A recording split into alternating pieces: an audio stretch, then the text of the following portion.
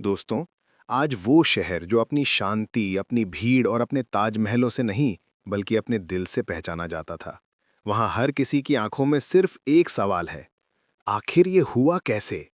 शाम के करीब 7 बज रहे थे। लाल किला मेट्रो स्टेशन के पास ट्रैफिक अपनी रोज की रफ्तार में चल रहा था। गाड़ियां हॉर्न दे रही थीं, लोग मोबाइल में गाने सुन रहे थे, कोई अपने घर लौट रहा था, कोई किसी से मिलने जा रहा था।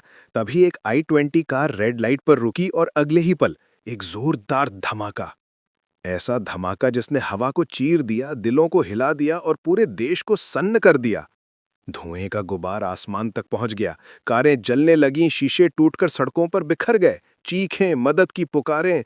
और कुछ ही सेकंड में वो जगह, जहां कुछ देर पहले जिंदगी भाग रही थी, अब मौत का मैदान बन चुकी थी। 10 लोग, जिनमें कोई पिता था, कोई माँ, कोई बेटा, कोई बेटी, बस पल भर में खाक हो गए। LNJP अस्पताल में घायल लोगों की कराहें आज भी दीवारों से टकरा रही हैं। और जब गृह मंत्री अमित शाह मौके पर पहुंचे, तब तक दिल्ली का दिल लहूलुहान हो चुका था। दोस्तों, सवाल बहुत हैं, लेकिन जवाब अब तक धुंध में है।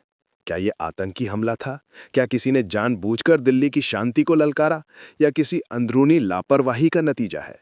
NIA, फॉरेंसिक टीम, पुलिस सब मौके पर हैं, लेकिन सच्चाई अब भी राख के नीचे दबी हुई है। केंद्रीय गृह मंत्री अमित शाह ने कहा है कि हर संभावना की जांच की जा रही है। लेकिन क्या सिर्फ जांच ही काफी है? क्या हर बार यही नहीं होता? पहले धमाका, फिर बयान, फिर जांच, फिर चुप्पी। लोग मरते हैं और राजनीति अपने स्कोर गिनती रहती है। प्रधानमंत्री मोदी ने दुख जताया, राहुल गांधी ने कहा दर्दनाक, ममता बनर्जी ने कहा सदमा लगा।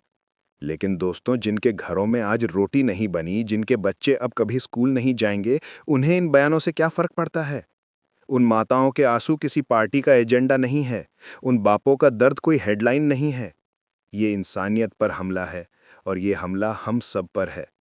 और जब आप नेता संजय सिंह ने कहा कि ये पाकिस्तान की घटिया हरकत है, तो मन में सवाल उठा कि अगर ये सच है, तो कब तक हम बस कड़ी निंदे करते रहेंगे? कब तक हम अपने लोगों की लाशों पर बस राजनीति करते रहेंगे? कब तक देश की राजधानी में ऐसा खून बहता रहेगा?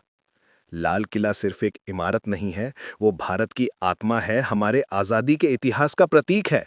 उसके पास धमाका होना सिर्फ एक हादसा नहीं, ये एक चुनौती है, एक चेतावनी है। किसी ने हमारे गर्व को ललकारा है और अब वक्त है कि भारत उसका जवाब दे। CM रेखा गुप्ता अस्पताल जाकर घायलों से मुलाकात की। अमित शाह ने कहा कि सभी एजेंसियां गंभीरता से जांच कर रही हैं। लेकिन दोस्तों, दुख और गुस्सा तब और बढ़ जाता है जब याद आता है पुलवामा, दिल्ली दंगों, जयपुर ब्लास्ट, फैदराबाद धमाका। हर बार यही हुआ, और हर बार जनता बस कड़ी निंदा सुनती रह गई। क्या अब वक्त नहीं आ गया कि कोई कड़ी कार्रवाई भी हो? क्या अब वक्त नहीं कि आतंक को उसके घर में घुसकर जवाब दिया जाए? इस वक्त देश भर में हाई अलर्ट है।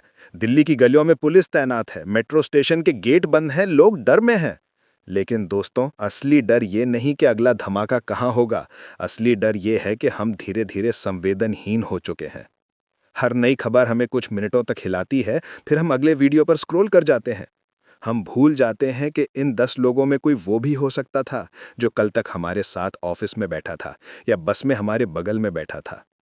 आज इस वीडियो के जरिए सिर्फ एक बात कहना चाहता हूं। ये वक्त शोक का नहीं, जवाबदेही का है। ये वक्त डरने का नहीं, जागने का है। क्योंकि अगर हम नहीं बोले, अगर हम चुप रहे, तो अगला धमाका किसी और की नहीं, हमारी खामोशी की जिम्मेदारी होगी। आज दिल्ली का लाल किला लहूलुहान है, लेकिन उसकी दीवारों से एक आवाज आ रही है, भारत अभी जिंदा है। जो मरे हैं वो सिर्फ नाम नहीं, वो हमारे ज़मीर हैं। उन्हें न्याय चाहिए, उन्हें जवाब चाहिए, और वो जवाब सिर्फ एक से मिल सकता है, जब देश का हर नागरिक कहे कि अब और नहीं।